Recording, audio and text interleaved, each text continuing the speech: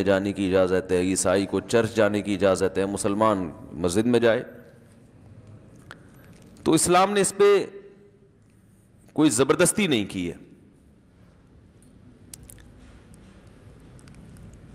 جب اسلامی حکومت قائم ہوتی ہے دو چیزوں پہ زبردستی ہوتی ہے, سمجھ رہے ہیں؟ دو چیزوں میں اسلام کیا کرتا ہے؟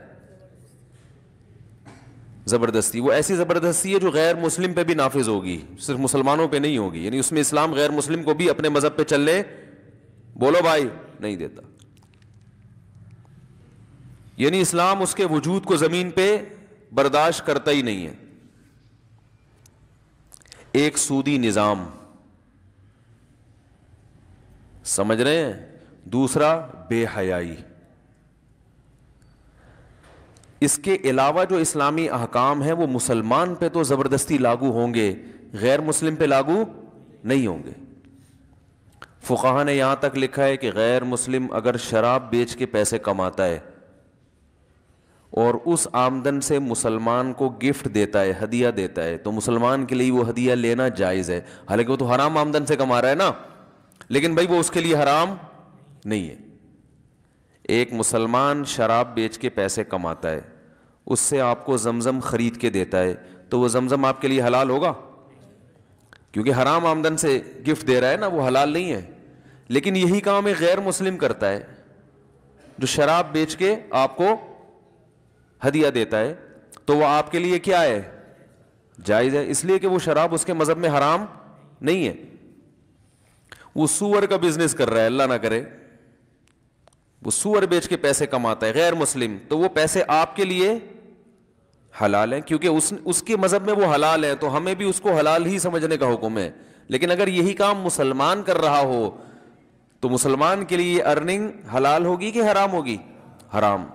آپ کے لیے اس سے پیسے لینا بھی جائز بولو نا بھائی نہیں ہے. اب یہ ٹیکنیکل بات خوب اچھی طرح سمجھیں کہ دو چیزیں ایسی ہیں جس میں اسلام اس وقت جو لبرلزم ہے نا, جو لبرل سے میری مراد وہ لبرل کی وہ ڈیفینیشن نہیں جو ڈکشنری میں لکھی ہوئی ہے, وہ جو عرف میں جس کو لبرل کہا جاتا ہے, جو مذہب مخالف سمجھے جاتے ہیں. اسلام اور پوری دنیا کا جو اس وقت ٹکراؤ ہے نا, ٹکراؤ وہ دو چیزوں میں ہے, ایک سودی نظام اور دوسرا بے حیائی. میں سمجھا پا رہا ہوں اپنی بات؟ کیونکہ اس کے علاوہ جتنی چیزیں ہیں, دیکھیں یہ دو چیزیں ایسی ہیں جس سے انسانیت تباہ ہوتی ہے, اور اس کے اثرات صرف غیر مسلموں پہ نہیں پڑتے. غیر مسلم یہ کام کریں گے تو مسلمان بھی تباہ ہوں گے اس سے. دیکھو میں ایک مثال دیتا ہوں. غیر مسلم کو اجازت ہے کہ وہ شراب بیچے, لیکن کیا اس کو اجازت ہے کہ مسلمانوں میں شراب کی تبلیغ کرے, وہ ترغیب دے کہ یہ بھی خریدو, یہ بھی خریدو, یہ بھی خریدو؟ یہ اجازت دے گا اسلام؟ نہیں, کیونکہ بھائی تم تو کس مسلمانوں کو کیا کر رہے ہو؟ خراب کر رہے ہو. تو اسی طرح یاد رکھو اسلامی ریاست میں غیر مسلم عورت کو بھی بے پردہ گھومنے کی اجازت نہیں ہے. وہ یہ کہہ سکتی ہے میرے مذہب میں پردہ نہیں ہے, ہم یہ کہیں گے آپ کے مذہب میں نہیں ہے. لیکن عورت جب بے پردہ ہو کے گھومتی ہے تو وہ مردوں کو اپنی طرف مائل کرتی ہے, اس سے معاشرہ خراب ہوتا ہے. یہ اس کے اثرات مسلمانوں پہ بھی پڑیں گے. سمجھ میں آ رہی ہے کہ نہیں آ رہی ہے بات؟ اسلام اس کو اجازت نہیں دے گا کہ آپ بکنی پہن کے گھومیں یا آپ چڈیاں پہن کے گھومیں, اجازت نہیں دے گا اسلام اس کو. بھئی اس کے اثرات صرف آپ تک محدود نہیں ہیں, یہ تو متعدی ہو رہے ہیں, یہ تو پھیل رہے ہیں اثرات. آپ مسلمان کو کیوں خراب کر رہے ہو؟ دوسرا سود کا بھی یہی مسئلہ ہے. اگر سودی سسٹم کی اجازت دے دی جائے, اس وقت پوری دنیا کی دولت چند ہاتھوں میں ہے, اور یہ کس وجہ سے ہے؟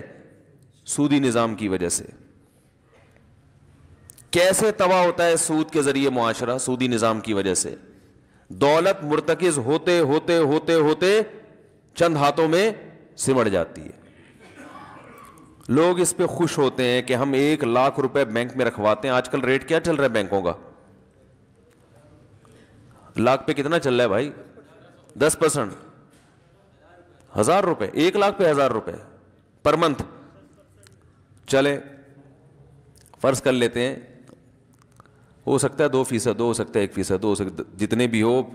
میں تو مثال دیتا ہوں نا, آپ کلپ نہ بنا دینا کہ اس کو ریٹ ہی نہیں پتا, سود کا ریٹ کیا چل رہا ہے مارکیٹ میں. بھائی ایک مثال دی جا رہی ہے, جتنا بھی ہو اصل چیز کو فوکس کرنا چاہیے. اب دیکھیں ہوتا کیا ہے سودی نظام میں, گڑبڑ کیا ہوتی ہے.